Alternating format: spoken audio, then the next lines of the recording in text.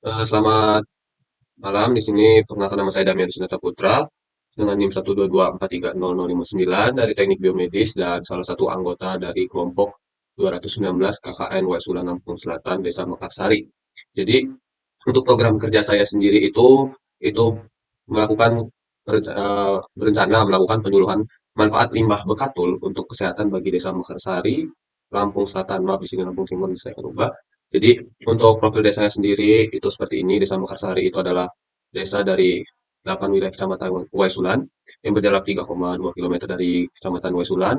Terus dia 40 kilometer dari ibu kota provinsi Lampung. Lalu untuk profil desanya sendiri itu merupakan pemekaran desa Talang Waisulan sejak 27 Juni tahun 1998, bisa dilihat seperti di sini. Oke, jadi kita langsung fokus saja ke program kerjanya. Karena dari ini ya hasil survei kemarin, itu komunitas utama dari Desa Waisulan itu terdapat tiga komunitas utama, itu berada di bahan perkebunan dan ini apa tanaman itu dari padi, kelapa dan pisang. Nah, oleh karena itu di sini saya eh, mengambil masalah utama, di mana menurut Badan Pusat Statistik Kabupaten Lampung Selatan terdapat 10 penyakit terbanyak yang terjadi di Lampung Selatan pada tahun 2022 sampai 2023. Nah, ini adalah linknya. Dan dalam linknya itu terdapat isinya seperti ini. Itu ada influenza, gastritis, hipertensi, artritis, faringitis, gastroenteritis, dermatitis, diabetes, polimialgia, sama diabetes mellitus tipe 1.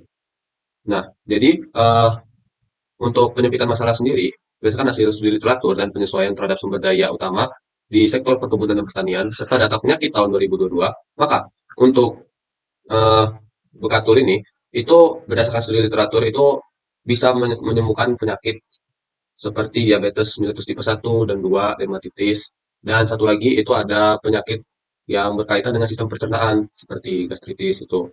Nah, apa sih bekatul itu? Nah, bekatul itu tuh adalah serbuk hasil pemisahan beras dengan tanaman padi. Nah, bekatul juga punya kandungan ya yang tinggi seperti senyawa antioksidan, asam fenolik, flavonoid hingga antosianin. Nah, untuk antioksidan ini sangat diperlukan tubuh karena sifatnya itu melawan radikal bebas yang memicu penyakit seperti diabetes, penyakit jantung koroner, dan stroke. Nah, untuk pemanfaatannya itu biasanya bekatul itu menjadi campuran makanan atau obat tradisional.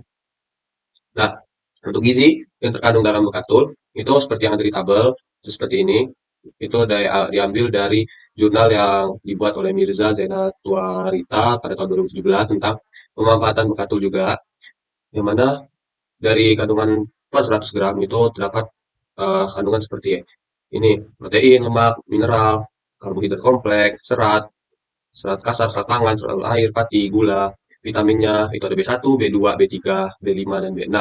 Nah, untuk ini apa yang saya ketahui itu dari seratnya itu tergolong tinggi bekatul ini, oleh karena itu sering dimanfaatkan sebagai obat tradisional untuk masalah pencernaan, itu karena seratnya tinggi. Nah, untuk komposisi makro dan bioaktif bekatul itu bisa dilihat seperti ini. Itu ada protein, lemak, karbohidrat, serat pangan total sampai ini apa antioksidan seperti flavonoid dan fenol. Nah, untuk bekatul ini kalau berdasarkan sumber dari yang dipakai yaitu Kalpana Devi sama Gas Mesdzadeh pada tahun 2018 yang membahas juga bekatul. Nah, bekatul ini jenis-jenisnya tuh bisa dapat dari tiga jenis beras yaitu putih, merah, dan hitam. Nah, karena sesuai dengan komunitas utama di desa Mekarsari itu adalah beras putih, maka yang diambil adalah parameter-parameter dan angka hasilnya itu seperti yang ditunjukkan pada bekatul beras putih. Nah, untuk berikut adalah peran senyawa bioaktifnya.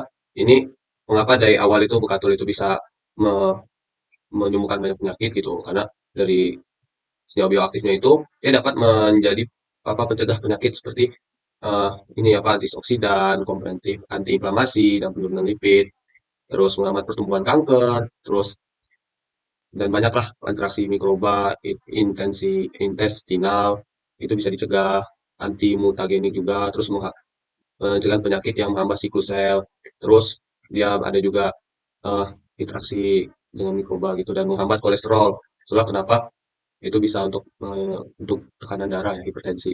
Itu dikutip dari sumber dari jurnal yang dibuat oleh Rian pada tahun 2011. Oke, untuk rencana program kerja sendiri itu dari saya itu saya mengambil dua referensi dan ini masih berupa perencanaan. Nah, yang pertama itu dari minuman herbal. Yang mana kalau dari minuman herbal itu sendiri, Bekatul itu bisa seperti seduhan sereal gitu yang jadi Bekatul itu disangrai terlebih dahulu, lalu eh, di diseduh dengan air panas dan dikasih pemanis seperti gula ataupun madu. Nah, selain itu, Bekatul juga bisa digunakan sebagai campuran makanan. Itu dikutip dari jurnal yang dibuat oleh Ikhwan Mufti Ardian yang membahas tentang pemanfaatan tepung bekatul untuk untuk dibuat ini apa is untuk mencegah penyelesaian masalah dari stunting juga. Jadi selain bisa untuk minuman herbal, bisa juga dimanfaatkan sebagai campuran makanan yang seperti tepung itu. Terus untuk tujuan dan manfaat, yang mana tujuan dan manfaatnya itu dia bisa manfaat umum, itu terdiri dari manfaat umum dan manfaat khusus sesuai SDGs. Yang pertama manfaat umumnya itu bisa ini ya apa pemanfaatan penuh tanaman padi sehingga tidak ada yang terbuang, jadi nggak ada limbah. Terus mencegah penyakit kronis seperti yang di awal, terus menjadi produk herbal yang bisa bisa digunakan sebagai obat untuk desa sendiri atau bahkan eh, menjadi ini apa sumber penghasilan tambahan seperti itu selain dari berasnya. Terus untuk sesuai dengan SDG, manfaat khususnya itu adalah quality education, yang mana nanti ini kan juga menambah edukasi desa untuk pemanfaatan penuh suatu komoditi. Jadi bekatul ini nggak dibuang-buang. Biasanya kan yang dimanfaati itu cuma dedak sama berasnya ini bekatul. Nah, terus good health and well-being, yang mana fokusnya itu untuk kesehatan desanya sendiri, masyarakatnya itu sendiri, terus menjadi good decent decent work and economic growth, yang mana sesuai dengan manfaat umum di nomor tiga itu. Lalu timeline pelaksanaan yaitu yang tadi itu survei ketersediaan bekatul, terus itu dilihat lagi bagaimana sih untuk desanya itu pengolahannya apakah ada gitu atau apa enggak. Terus pemaparan awal itu dikonsultasikan juga ke pihak desa apakah perlu apa enggak. Terus pengambilan data pendukung. Nah, itu pengambilan data pendukung itu selain dari studi literatur itu bisa digunakan juga data dari update saya sendiri, misalkan penyakitnya atau data pemanfaatannya apakah sudah ada atau belum itu. Terus baru pembuatan materi, baik itu materi yang nanti bakal untuk dipresentasikan atau materi seperti produknya. Terus pembuatan dan tulisan sampel awal produk, nah itu sama. Terus persiapan lokasi dan sounding warga, yang mana nanti rencananya akan bekerja sama dengan pihak desa untuk melakukan sounding dan persiapan lokasi, yang dimana itu kemungkinan besar itu akan dilakukan di balai desa. Terus pelaksanaan penyuluhan dan sampai ke kegiatan akhir.